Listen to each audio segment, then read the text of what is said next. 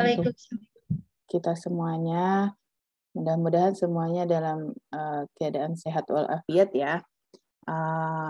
Sore ini kita akan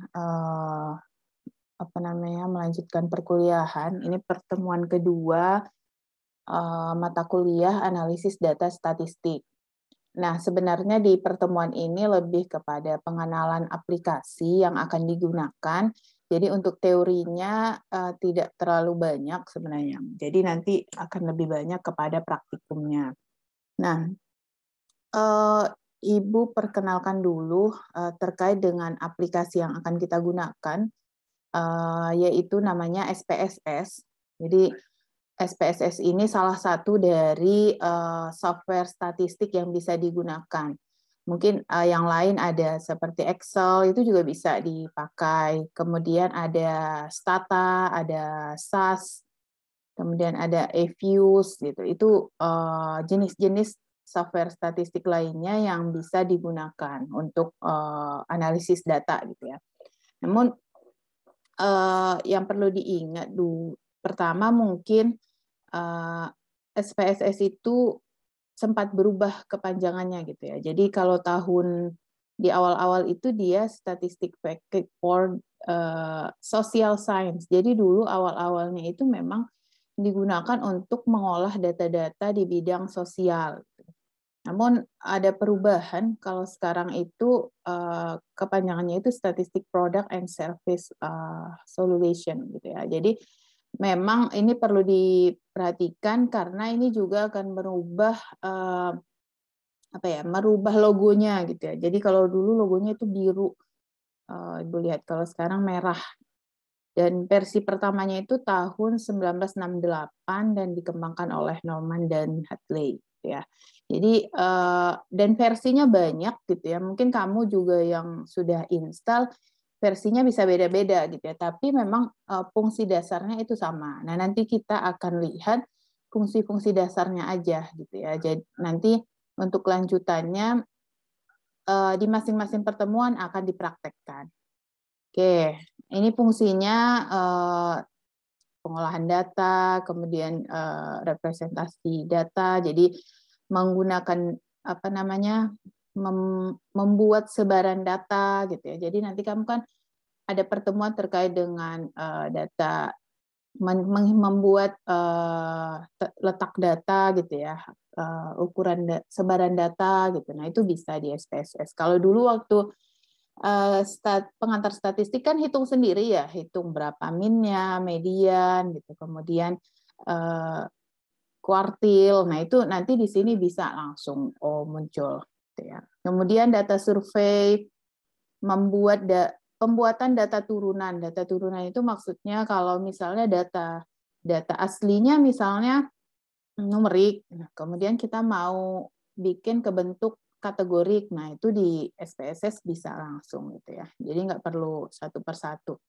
Kemudian analisis data, data mining, kemudian juga melakukan riset. Jadi intinya memang SPSS ini untuk analisis data gitu ya. Nah, kelebihannya yang pertama bahwa kita bisa ekspor dan import berbagai bentuk data lain ke dalam SPSS gitu. Jadi sebagai sudah selesai.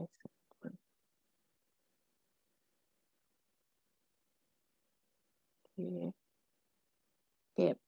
Jadi bisa kita ekspor data-data dari luar SPSS ke dalam SPSS. Misalnya datanya Excel gitu. Nah, Excel itu bisa kita ekspor ke SPSS. Nah, itu manfaatnya. Dan kita bisa nanti save as ke bentuk lain gitu ya. Sehingga data yang sudah ada dari berbagai format data dapat langsung dianalisis. Memang itu salah satu kegunaannya gitu ya. Kelebihan dari SPSS ini. Kemudian SPSS itu memberikan tampilan data yang lebih informatif. Informatif dalam arti banyak, jadi nanti banyak keluaran atau output dari SPSS itu yang bisa kita dapatkan. Jadi dan nggak hanya bentuk angka gitu. Nanti kita minta dalam bentuk diagram pie, dia muncul dalam bentuk diagram batang, bisa muncul dalam bentuk kurva, dia bisa muncul. Jadi sesuai perintahnya gitu ya. Kemudian memberikan informasi lebih akurat dengan memberikan kode alasan jika terjadi missing data. Jadi kalau kita analisis satu kumpulan data, nanti dia akan muncul bahwa pada variabel A ternyata ada sekian data yang missing, variabel B sekian, variabel C sekian gitu. Jadi uraian data itu secara keseluruhan bisa terlihat. Kemudian juga mudah digunakan, jadi nggak perlu pakai bahasa pemrograman gitu. Kalau di Excel kan kita harus menghafal rumus gitu ya, atau kodenya gitu, misalnya the inverse, atau kalau mau bikin standar deviasi STTD def gitu ya, atau mau bikin rata-rata average gitu. Jadi harus paham bahasa-bahasa itu gitu ya. Tapi kalau di SPSS kita hanya klik gitu aja, nanti kalau yang penting tahu, oh yang ini buat rata-rata, ya tinggal diklik aja ke situ gitu ya. Kemudian kekurangannya, nanti dia memang tampilannya akan langsung semuanya angka gitu ya. Jadi kalau orang yang cuma paham SPSS-nya tapi nggak paham cara bacanya, sama aja gitu ya. Jadi harus, karena dia nggak menerjemahkan angka itu ke dalam penelitian gitu. Kalau misalnya gini nih, kan tertulis di situ min sekian, median sekian. Jadi ketika, atau misalnya kita lakukan uji normalitas, dia hanya tunjukkan hasil uji normalitas 2 gitu misalnya. Tapi nggak dikatakan 2 itu datanya normal atau tidak gitu. Nah, karena di SPSS itu outputnya hanya seperti itu, maka kita harus memahami dasar dari ilmu statistik gitu ya, untuk membaca hasil dari SPSS. Kemudian banyak versinya, dan nggak semuanya itu kompatibel. Jadi ada yang versi untuk 32, kalau nggak salah itu ada yang 64 gitu. Semakin tinggi versinya, semakin berat SPSS-nya biasanya gitu. Jadi kalau, dan biasanya versi-versi di atas versi 20 itu berat banget ke komputer. Jadi kalau misalnya kamu komputernya masih yang tipe di bawah i3 gitu ya, masih pakai Core Duo gitu ya, kalau berat mending cari yang di bawah versi 20 gitu ya, karena kurang kompatibel biasanya, kadang bisa bikin laptopnya ngehang malah. Tuh. Kemudian SPSS kurang relevan jika dihadapkan pada sebuah data series. Nah, ini biasanya karena data series itu jadi dia datanya berurutan banyak gitu ya. Makanya kalau data series itu sering dipakainya Stata, karena datanya lebih banyak gitu, dan Stata itu menganalisisnya lebih ringan untuk data-data yang series atau data yang banyak. Tapi nanti kita kan nggak akan membahas ke arah data series gitu ya, tapi lebih kepada data-data tunggal gitu ya. Kemudian aplikasi ini merupakan aplikasi berbayar. Kalau kamu nggak dapat crack-nya ya berbayar, tapi sebagian besar sebenarnya dia crack-nya udah ada gitu ya. Kamu license-nya bisa dapatkan secara online. Oke, itu kekurangan kelebihan. Nah, ini nanti kita lihat di aplikasinya langsung bahwa harus dibedakan ada tampilan awal dari SPSS. Jadi di SPSS itu ada 3 layar gitu ya. Ada data editor, ada output view, dan ada common editor. Jadi kalau data editor itu intinya di situ berisi semua informasi yang kita sudah entry. Jadi mau variabel, seberapa banyak variabel, kemudian informasi tentang variabel, serta data-data dari variabel itu ada di data editor. Nah, kalau output view itu jendela baru yang muncul, yang merupakan hasil ketika kita mengolah data. Jadi kalau misalnya kita mencari min median gitu ya untuk data dasar, munculnya di output view gitu ya hasilnya. Sedangkan kalau common editor itu berbagai jendela yang muncul ketika kita mengklik menu-menu yang ada di SPSS gitu ya. Nanti ada berbagai macam menu yang bisa digunakan nanti berdasarkan nanti masing-masing pertemuannya, mau yang deskriptif, uji hipotesis, uji korelasi, estimasi, dan seterusnya. Oke. Oke, itu mungkin tentang SPSS-nya. Kita mungkin lebih banyak ke... Di sini semuanya sudah berhasil menginstal SPSS-nya? Atau ada yang belum? Sudah, Bu. Sudah ya? Sudah, Oke, Bu. sudah semua. Versinya versi berapa? Versi Macam-macam. 5, Bu. Semua, 25, Bu. semuanya 25? Iya, Bu. Oke. Versinya 25.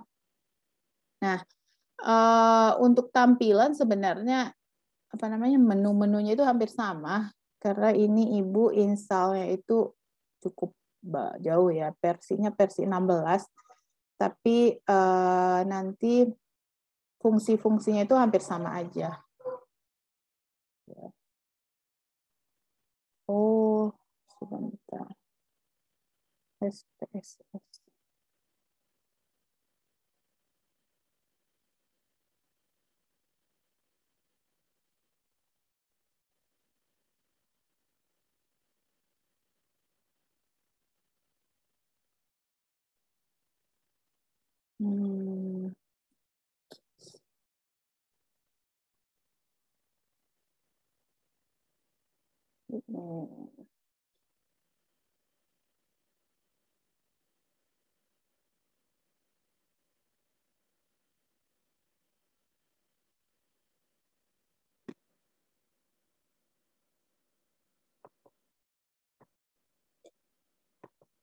Oke, ini screen-nya udah kelihatan ya, layar awal.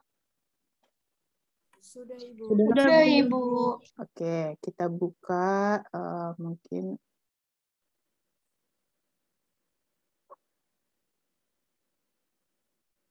Oke, biasanya nanti ketika membuka dia muncul seperti ini gitu ya. Ada ini command editor.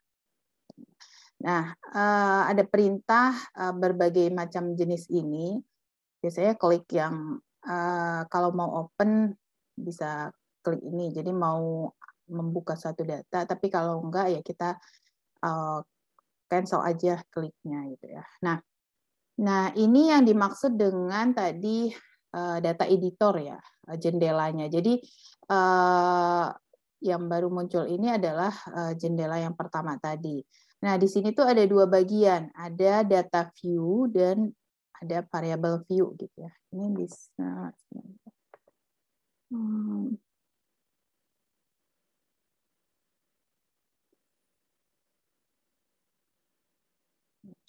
Oke. Mouse-nya kelihatan? Ibu klik ini. Kelihatan nggak ya? Kelihatan, Bu. Terlihat, Oke. Ibu. Oke, jadi kalau ini data view, ini nanti yang muncul di sini adalah data-data per variabel. Sedangkan kalau yang ini variable view. Jadi gambaran dari deskripsi tentang variabel-variabel yang ada. Nah, ini karena ini masih kosong, jadi kan nggak tahu mau diapain gitu ya, nggak bisa karena semua yang di sini tuh akan berfungsi kalau ada datanya gitu ya. Nah, kita lihat dulu ya fungsi yang atas. Kalau bagian file mungkin sudah dipahami lah ya. Ini yang dimaksud tadi. Jadi kalau misalnya open membuka data bisa lewat sini atau lewat ini. Jadi data nanti dia bisa diinput dari data lain gitu ya. Biasanya pakai yang open. Kemudian kalau edit itu lebih ke ini insert variable gitu ya, view. Kalau view nggak terlalu ya. Paling nanti yang akan banyak digunakan itu yang data ya. Nah, data ini biasanya digunakan untuk mengatur datanya. Mengatur data dalam arti misalnya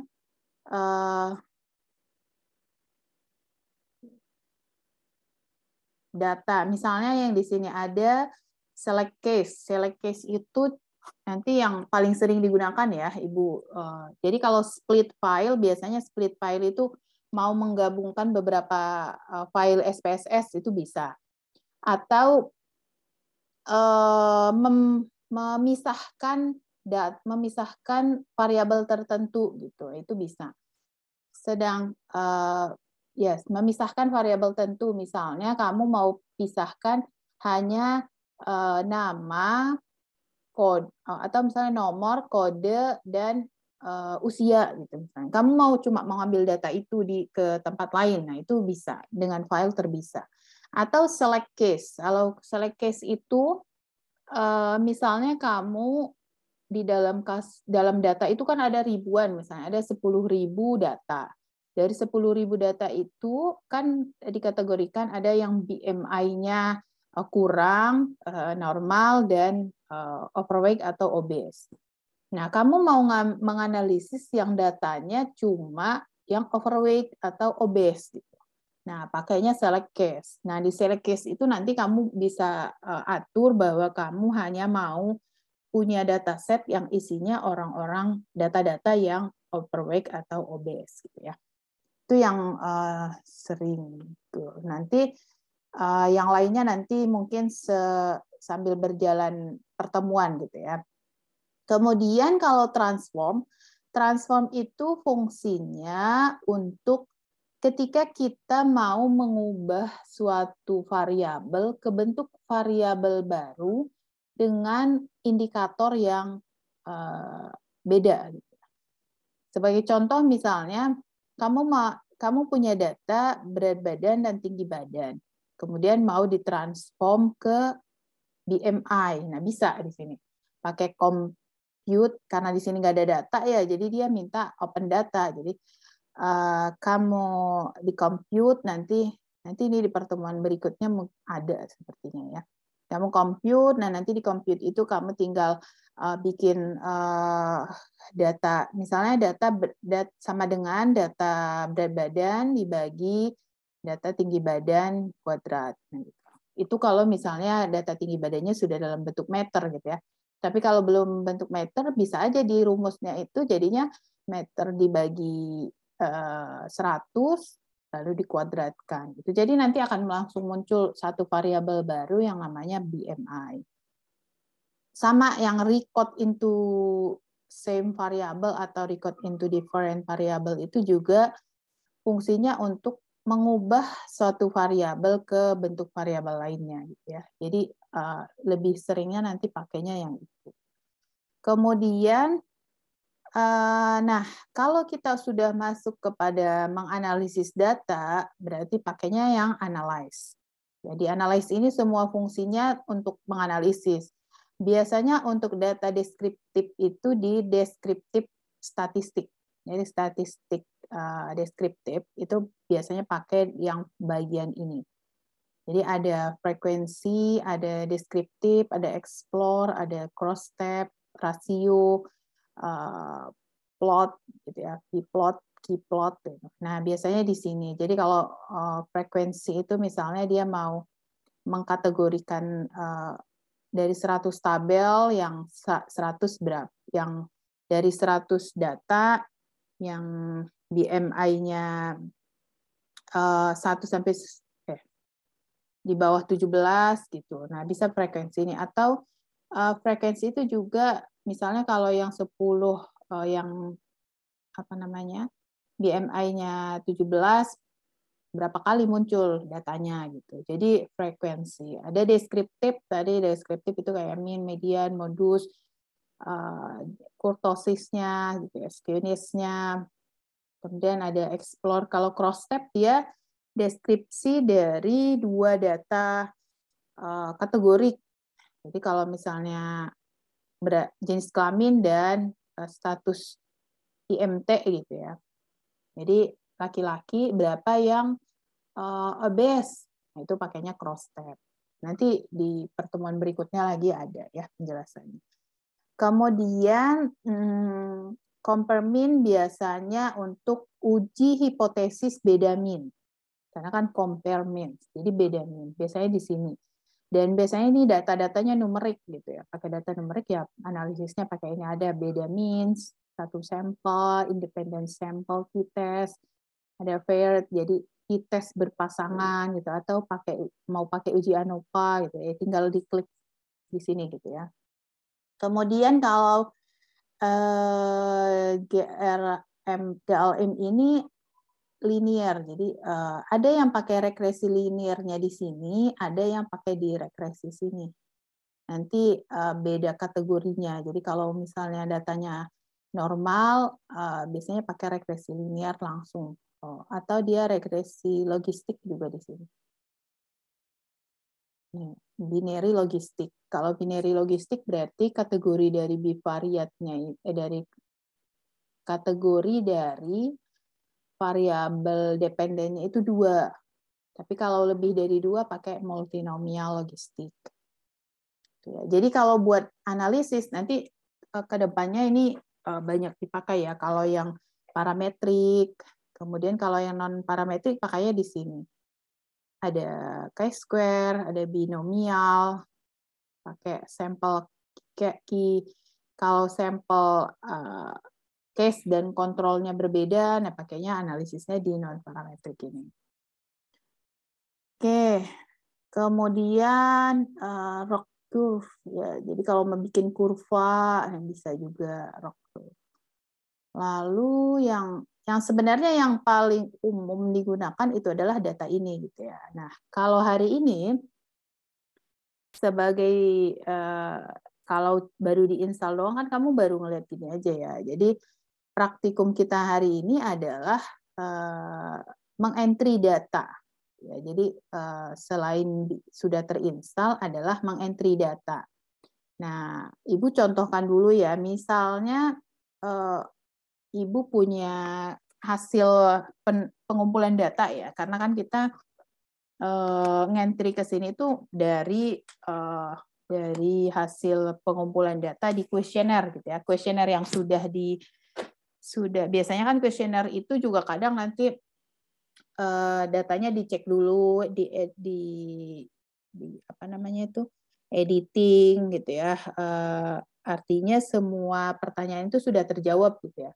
Nah, makanya ketika entry ke sini kita tinggal ngentry tanpa ngecek lagi kuesionernya gitu. Biasanya gitu. Jadi biasanya ada tim pengumpul data, nah nanti ada tim entry data gitu ya. Jadi di sini kalau name itu berarti nama variabelnya gitu ya. Sebagai contoh misalnya nomor. Oke. Kemudian setelah itu ID responden. Lalu misalnya kan usia. Kemudian berat badan. Di badan misalnya ya.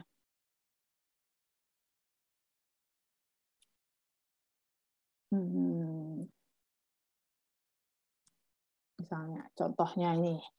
Nah, ini nama-nama variabelnya. Nah, nama variabel ini tanpa spasi gitu ya. Jadi semuanya disatukan. Nah, kemudian ada tipe. Jadi tipe datanya. Tipe datanya ini nanti ketika di entry itu dalam bentuk angka atau number atau biasanya sih yang paling sering bisa date ya, kalau tanggal lahir gitu ya date. Atau kalau misalnya dia bentuknya kata-kata gitu, kalau kayak nama gitu ya, bisa string. Nah, nanti stringnya itu tambahkan sebanyak karakternya. Biasanya bikin 50 gitu. Kadang ada yang namanya panjang gitu ya. Bisa bikin string. Karena ini nomor ya pakainya nomor. ID responden, kadang ID responden kalau datanya data pribadi, pakainya string ya, namanya. Jadi misalnya ini kita buat anti string. Oke. Kemudian usia. Ini numerik. Nah, usia ini ada komanya enggak? Enggak kan ya, berarti ini 0. Berat badan mungkin ada ya, komanya 1 aja mungkin. Kemudian tinggi badan nggak ada, hanya 0. Asupan energi mungkin pakai koma, tapi komanya 1. Oke, nah itu bisa dirubah di sininya juga sih. Ini 7, 8 ditambahkan di sini. Nah, label, ini ada label ya. Label itu biasanya keterangan tentang name. Jadi ini misalnya nomor urut responden. Ya. Kalau ini misalnya ID kuesioner responden. Kemudian usia responden dalam tahun. Kemudian ini berarti nanti ini silahkan ditambahkan gitu ya. Ini berat badan responden. Kemudian ini TB responden dalam sentimeter. Kemudian asupan energi dalam KK. Nah, ini label ini nanti fungsinya apa? Ketika kita mau menganalisis, seringkali memang name ini dibuat dalam bentuk kode. Jadi kalau kamu lihat kuesioner itu, name itu seringkali nggak berat badan nulisnya. Misalnya dia kuesioner keempat, dia kuesioner individu yang keempat. Jadi kodenya individu 4 gitu. Jadi kita bisa lihat keterangannya di label. Itu ya. Kemudian value. Jadi value itu ketika kita mengkategorikan data itu gitu ya. Kalau datanya bentuk kategori, misalnya tambahin lagi ya jenis kelamin. Oke, jenis kelamin nomor 1. Jenis kelamin. Nah, jenis kelamin itu kan ada value-nya. Misalnya kita bikin 1 itu labelnya laki-laki. 2 itu perempuan. Oke, nah gitu ya. Itu value. Jadi kalau ada yang bentuk datanya itu kategori, bisa dibuat di sini. Nah, kalau misalnya awalnya datanya masih ini berat badan, tinggi badan, berarti kan kita nanti akan cari BMI-nya ya. Gitu. Nanti bisa ditambahkan lagi variabelnya. Gitu. Yang BMI-nya dalam bentuk angka dan BMI-nya yang sudah dikategorikan. Itu kemudian ininya skala. Ini kita rubah skala. Jadi kan kalau dia udah dikategorikan laki-laki perempuan, masuknya apa? Nominal. Nah, nanti dilihat data-datanya ini. Kalau dia usia, scale ya. Jadi dia bentuk angka. Berat badan, tinggi badan juga. Kalau ID responden, karena tadi mungkin dia bentuknya string, maka dia bikinnya nominal. Kadang ada yang otomatis berubah gitu ya. Nah, ini variable view ya. Jadi informasi ini semua ada di variable view. Nah, datanya ada di mana? Di data view. Karena datanya belum ada, kita tinggal entry. Berarti yang nomor 1 ini adalah isian data dari responden nomor 1 gitu. Misalnya nomor 1 kode ID-nya tadi nomor 1 itu pakai itu ya. Oke, desimal. Data ID respondennya misalnya Q12. Usianya 12 tahun, berat badan 12 tahun misalnya 43, tinggi badan 132. Ini contohnya aja ya, 1816, terus jenis kelaminnya. Nah, jenis kelamin itu kan tadi udah codingnya 1 atau 2 ya. Berarti kita bikin 2. Karena kita langsung masukkan sesuai kategorinya. Nah, begitu seterusnya. Jadi kita entry secara keseluruhan nanti data-data yang ada. Nah, kalau datanya udah ada, kita contoh. Nanti sebenarnya yang lainnya itu ada pertemuannya ya, nyari minnya berapa gitu, itu ada. Tapi intinya sekarang terinstall dan kamu memahami fungsi-fungsinya gitu ya. Nah, ini kan datanya tadi belum di save gitu ya, belum bernama juga ya. Sekarang kita ketika di save, misalnya desktop, uji coba, maka akan muncul output view, jendela output view. Ini namanya jendela output view ya. Dan biasanya semua yang kita kerjakan itu muncul di sini. Mau bentuknya save, mau bentuknya analisis data, merubah variabel. Jadi misalnya variabelnya awalnya numerik jadi kategorik. Nah, itu kelihatan semua di output view. Nah, ini save aja dia muncul. Jadi disinilah nanti akan muncul hasil-hasil analisis yang kita lakukan gitu ya. Oke, ini output view. Jadi dia akan dua tampilan kalau datanya itu sudah di save. Oke, sampai sini ada pertanyaan? Bu, izin bertanya. Ya, silakan. Kalau itu ID Ya, responden itu kita yang buat ya, Bu? Maksudnya kita yang menentukan sendiri. itu ditentukan peneliti biasanya ID responden. Oh, kalau misalnya kita bukan pakai ID responden gimana, Bu? Pakai langsung namanya gitu. Nggak apa-apa juga. Biasanya kalau datanya apa namanya? Biasanya kalau data pribadi dalam arti pengumpulan datanya itu jadi data itu hanya dimiliki oleh beberapa orang, biasanya dia pakai nama. Tapi kalau data itu data umum, survei nasional gitu misalnya kayak Riskesdas, itu dia pakai ID. Karena kalau pakai nama kan bisa tidak menjaga privasi dari responden gitu. Jadi kalau misalnya Andini ngumpulin data sekelas, ya nggak apa-apa pakai nama sekelas gitu. Pakai nama aja langsung, gitu. Apa-apa. Oh iya, paham Ibu. Terima kasih. Kadang biar input datanya juga nggak panjang, dia pakai ID. Jadi kan kamu kalau mau input nanti ke SPSS, kalau ketik nama lama juga kan, ketik namanya panjang gitu. Ya udah bikin aja ID. Nah, ID-nya itu biasanya ditulis di kuesioner.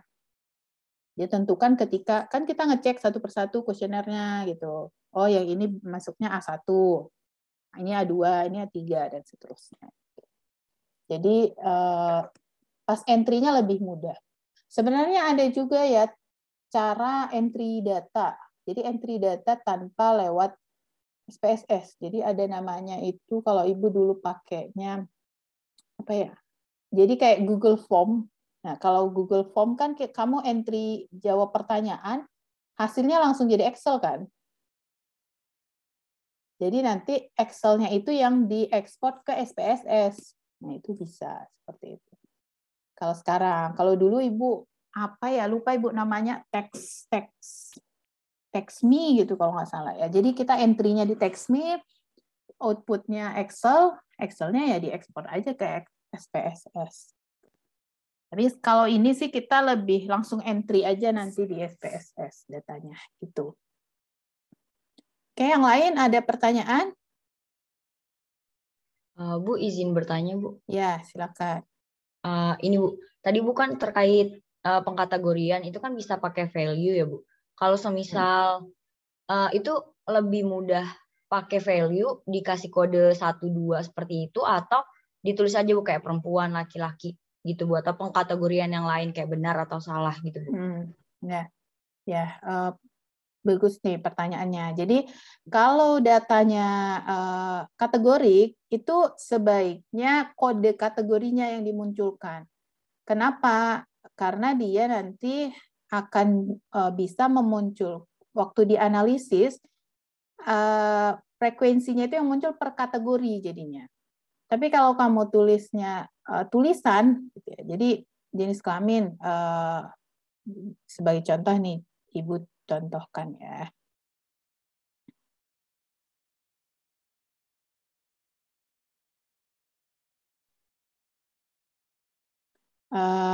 Misalnya kita tambahin variabel lagi ya, ini jenis kelamin. Tapi jenis kelaminnya itu datanya string. Karena kalau value itu ya pasti yang sudah ber-value ya. Nah, kalau di sini jenis kelaminnya bikin laki-laki gitu ya. Tadi 8. Data laki-laki ini nggak bisa dianalisis.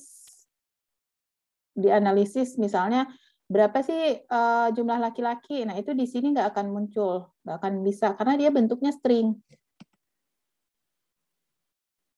Laki-laki gitu ya. Ini cuma 8 tadi.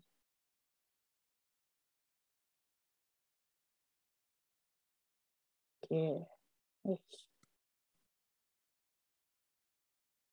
Ibu contohkan dulu kalau misalnya ada 2 ya.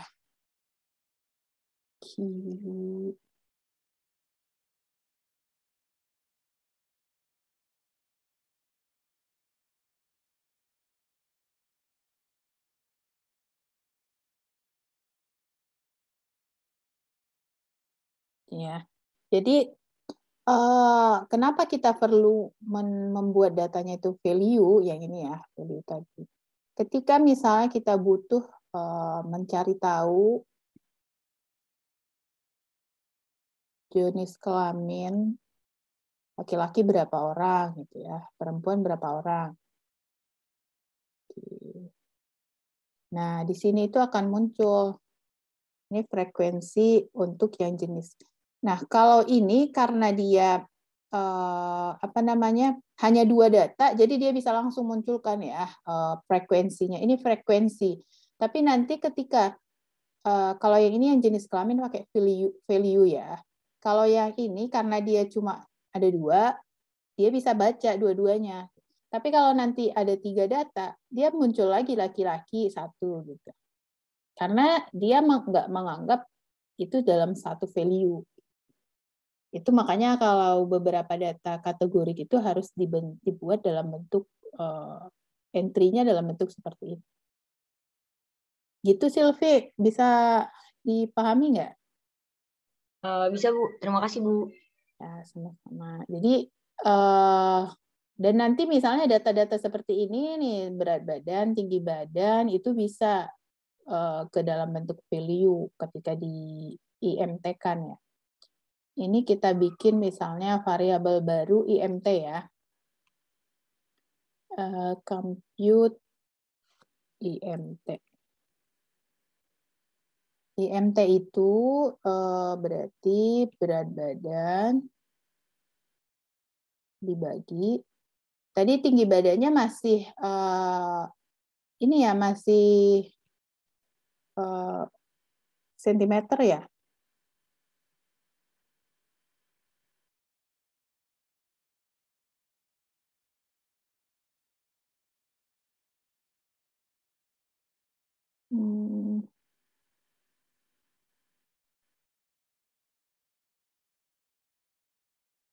Oh.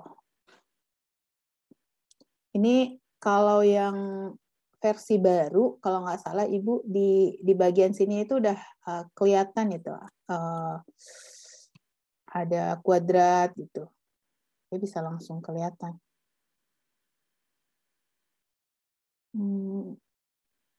Kita ganti dulu.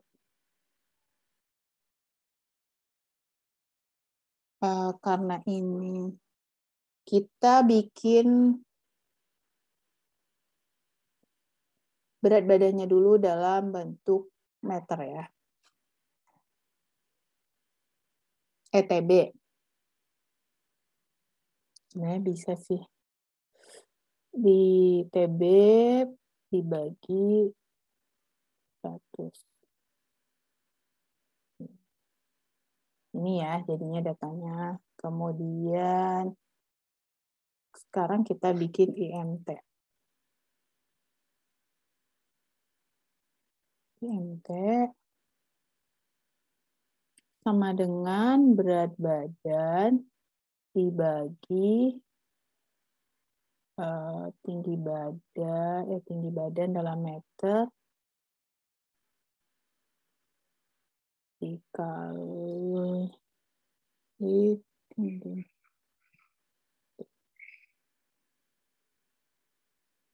Oke, ini langsung keluar IMT-nya berapa. Kalau yang Q12 dia 24, IMT-nya kalau yang bawahnya 18. Ini ada dua kan? Nah, ketika ini tadi kan bentuknya numerik ya kalau di sini. Ketika kita mau bikin ini IMT-nya yang ini normal, yang ini nggak normal, bisa record into different. Jadi IMT ini kita mau kategorikan. Nama kategori variabel. Labelnya kategori IMT. Jadi kalau IMT yang out value, jadi data lamanya, misalnya data lamanya kan kita mau yang di bawah 17,5. Nah ini nanti masing-masing SPSS perhatiin ya, ada yang dia komanya itu titik, ada yang titiknya itu koma gitu ya. Jadi dicek aja, itu biasanya pengaturan laptopnya ya. Jadi kalau yang dia IMT-nya di bawah 17,5, kita mau bikin dia masuk kategori 1. Kemudian kalau yang dia 17,6 sampai misalnya 24, itu kita masuk kategori 2. Yang di atas 24 itu kategori 3 misalnya. Jadi kita IMT-nya ada 3 kategori gitu ya contohnya. Bisa langsung dibuat nih continue lalu oke. Nah, yang ini akan langsung muncul kategorinya. Bahwa yang ini masuk kategori 2, yang ini masuk kategori 3. Nah, karena di sini kan kategorinya kita belum buat justifikasinya kan, di variable view-nya kan nggak tahu yang satu berapa, yang dua berapa, yang satu apa, yang dua yang gimana gitu ya. Berarti di sini kita tambahkan satu itu berarti yang di bawah 17,5. Yang dua itu tadi 17,6 sampai 24. Kadang bisa aja sih langsung dikategorikan, ini yang berarti normal gitu ya. Baru 3 yang di atas 24. Oke. Ini udah dibuat itunya ya, value-nya. Nanti ketika di transform, di analisis di dalam bentuk frekuensi, maka kategorinya itu yang muncul langsung penerjemahan yang tadi itu.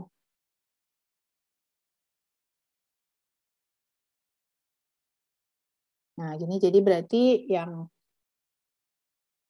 IMT-nya 17,6 sampai 24 itu ada 1, yang di atas 24 ada 1. Jadi gitu. Jadi dan apa namanya?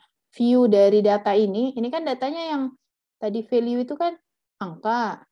Bisa juga dibuat di view, value-nya dimunculin gitu ya. Jadi yang penerjemahan value-nya muncul. Kan tadi yang string ya. Bisa declare. Tapi kalau mau dalam bentuk angka juga nggak apa-apa, dalam bentuk penerjemahan angkanya juga bisa aja. Gitu mungkin. Sudah bisa dimengerti nggak belum? SPSS-nya sudah berfungsi semua kan ininya, karena kadang udah diinstal juga, kalau belum dimasukkan kode license-nya dia nggak berfungsi fitur-fitur yang ada di sini. Iya, Bu, saya belum. Nah, itu berarti harus di dicek di bagian apa namanya di installannya itu ada yang harus di entry dulu itu kodenya. Iya, Bu, lagi lihat tutorial YouTube. Nah, ya, boleh. Nanti kamu biasanya harus di entry dulu kode dari SPSS-nya itu di bagian kamu ceknya itu di bagian apa sih? Kontrol panelnya gitu. Nanti cek di situ. Ya. Jadi pastikan semua menu-menunya itu bisa diklik gitu ya. Kalau belum bisa diklik itu berarti belum terinstall ya. Oke, ada yang mau bertanya lagi?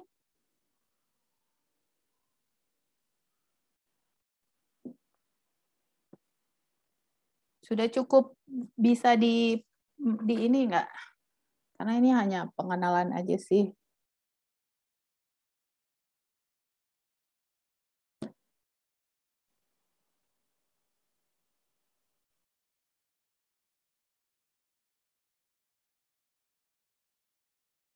Oke.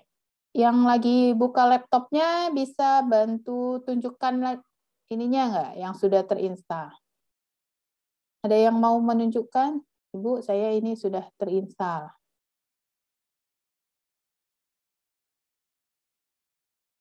Bisa share screen.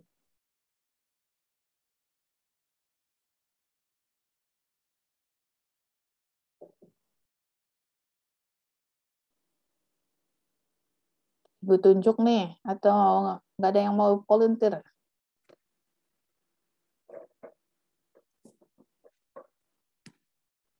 Coba Widya bisa di share screen, ditunjukin yang sudah diinstal. Oh iya Ibu.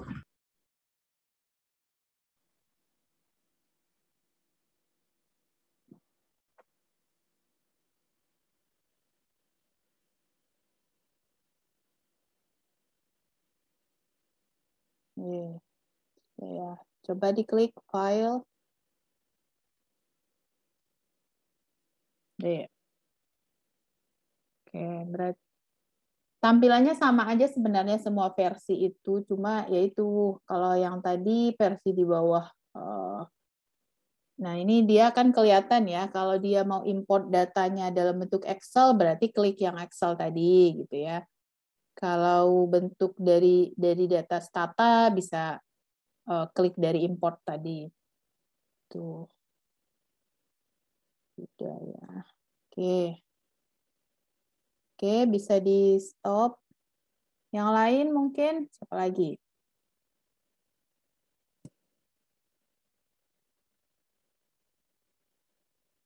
Siti Nurul Sofiati, bisa di share screen? Bisa Ibu, sebentar.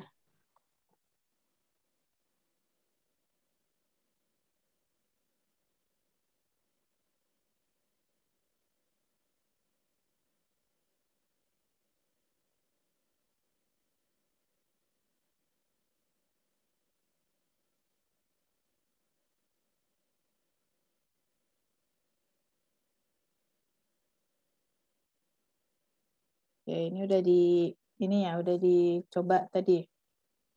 Iya Ibu, tadi sambil mencoba. Oke. Sudah di save? Sudah Ibu. Output view-nya coba.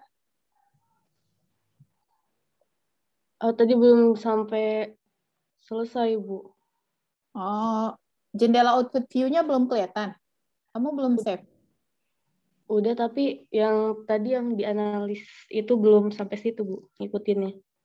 Bukan, biasanya kalau udah save kan ada muncul output view. Yang ini Bu.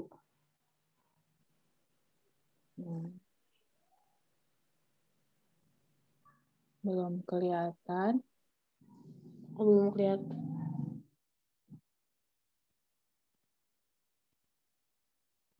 Kamu stop share dulu, karena ini kayaknya kamu share screen-nya cuma yang data view aja.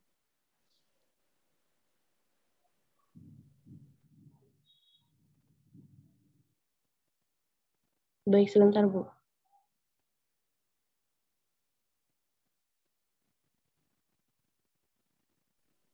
Nah, ya ini. Ini berarti apa namanya? Output view-nya ya. Jadi kamu pakainya yang ini ya, temporary use period. Jadi masih 5.000 days. Nanti dia kalau nanti dia di 5.000 days dia expired biasanya ya. Biasanya orang cara ininya di uninstall lalu install ulang gitu. Jadi dia nambah lagi 5.000 hari lagi. Oke, ini udah ya. Kamu udah coba compute juga. Oke, boleh di stop. Oke, yang lain? Ada lagi? Apa lagi nih? Rosita? Punya saya nggak bisa, Bu. Apanya yang nggak bisa? Aplikasinya kayak Kia. Coba di share screen.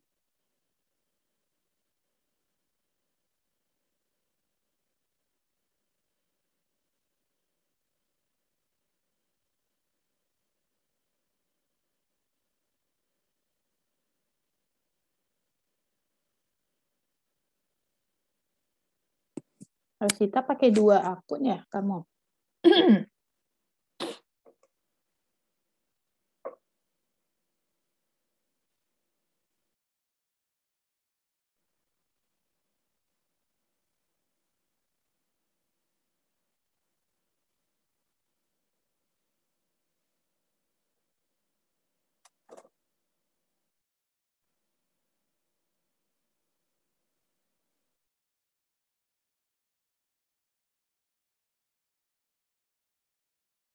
Bisa di-share, Rosita?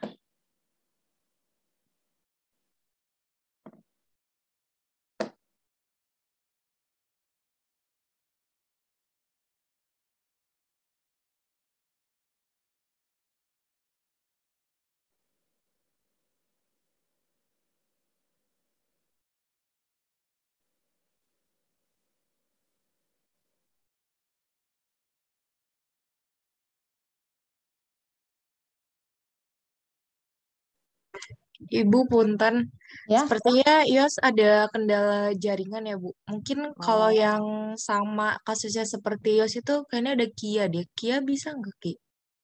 Coba.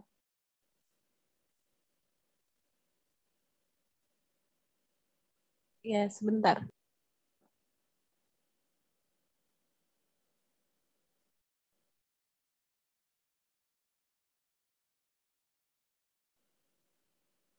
Oh iya.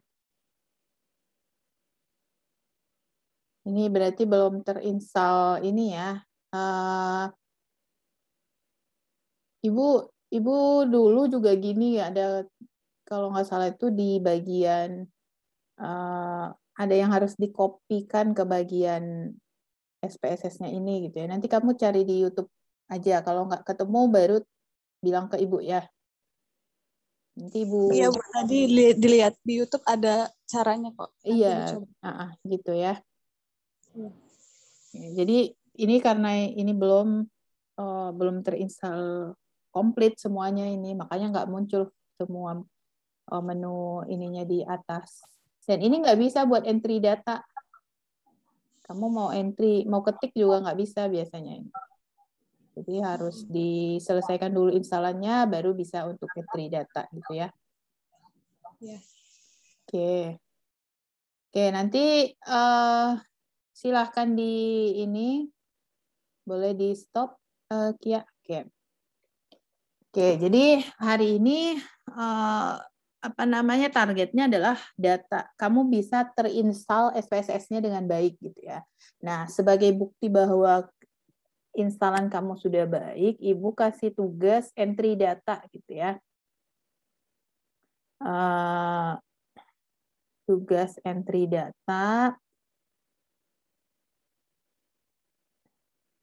Oke. Nah, ini tugasnya kan install SPSS di laptop masing-masing. Kemudian silakan entry data berikut ke dalam SPSS dan nanti laporan praktikumnya yang harus dilampirkan adalah file data editor dan output view. Jadi tadi kan udah disampaikan ya, yang data editor itu berarti yang file yang isinya data view dan variable view. Kalau output view berarti yang hasil ketika save aja dia muncul gitu ya. Jadi kan beda-beda. Kalau yang siapa tadi yang kedua yang share screen itu kan ada muncul ketika kamu compute data muncul gitu ya. Nanti kalau karena ini perintahnya hanya entry data berarti outputnya kemungkinan hanya save data gitu ya. Tapi di save aja nanti bentuk output view-nya ini.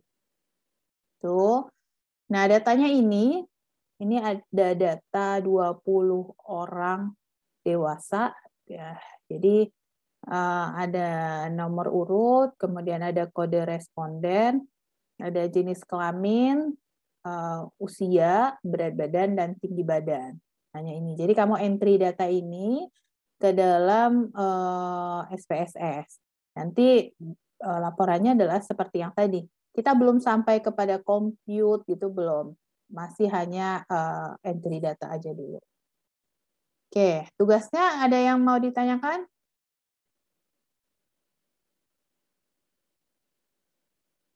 Cukup? Izin bertanya, Bu. Ya. Itu IMT ini juga dimasukin Oh enggak. Cuma sampai berarti ya, data. Bu? Kayak seperti data yang tadi Bu. Oke, Bu. Enggak, sampai data yang tadi aja yang di entry aja dulu semua data itu. Oh iya, Bu. Baik. Kalau untuk compute yang lain nanti praktikum berikutnya. Jadi cukup sampai entry data aja. Sophie tadi mau bertanya? Tidak, Ibu. Oh, yang lain bisa dimengerti berarti ya? Ibu, izin Ya. bertanya.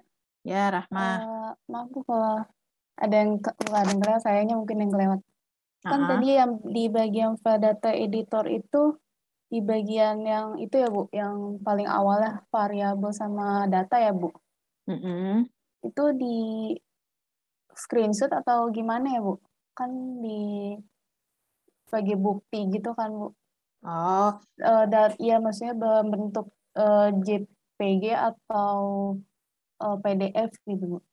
Bentuknya SAF. SAF bentuk luaran dari SPSS.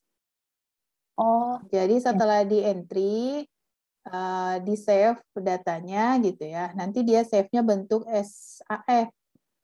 Jadi langsung file SPSS-nya yang dikirim. Oh ya Bu. Ya, Makasih, jadi, Bu. jadi dua file ya. Satu file tadi yang data editornya, yang satu output view-nya. Output view-nya itu yang putih semua itu. Jadi kalau nanti kamu berarti yang muncul itu hanya sampai save out file gitu. Jadi muncul tulisan bahwa data ini sudah kamu save gitu.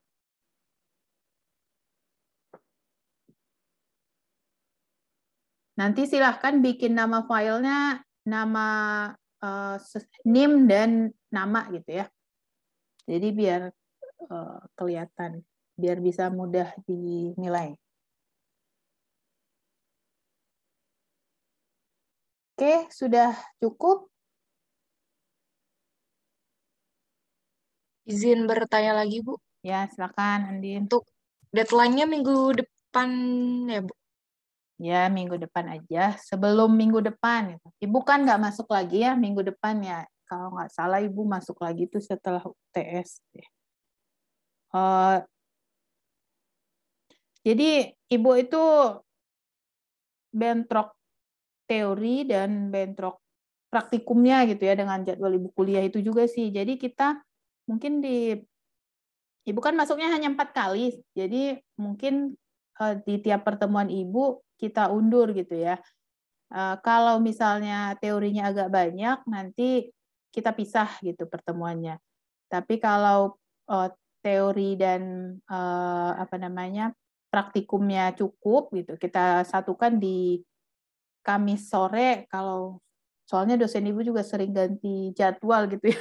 Jadi kalau Kamis sore Ibu kosong, kita pindahnya ke Kamis sore gitu kayak sekarang gitu ya. Tapi kalau Kamis sore Ibu kuliah, berarti di Rabu sore gitu ya. Jadi antara dua itu, kalian ada kuliah nggak? Rabu dan Kamis jam 4.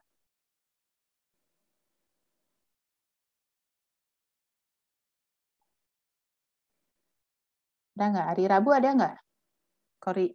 Hari Rabu Ada, ada, Ibu. Bu. Ada Sampai- praktikum dietetik, Bu. Sampai sore. Oh, ya udah berarti jangan kalau gitu. Mungkin Kamis ya pilihan ininya ya, pilihan pastinya kalau pas pertemuan Ibu. Tadi Ibu udah share ya untuk link. Ibu masuknya sesuai tanggal itu kalau pertemuannya. Jadi nanti Maret tanggal 10, kemudian Mei tanggal 19, terus Juni tanggal 2. Jadi Ibu masuk itu di pertemuan kedua dan pertemuan terakhir nanti. Pertemuan ke-15. Jadi paling cuma di pertemuan Ibu mungkin ya ada perubahan jadwal. Jadi Ibu mohon pengertiannya gitu ya. Oke, sudah cukup?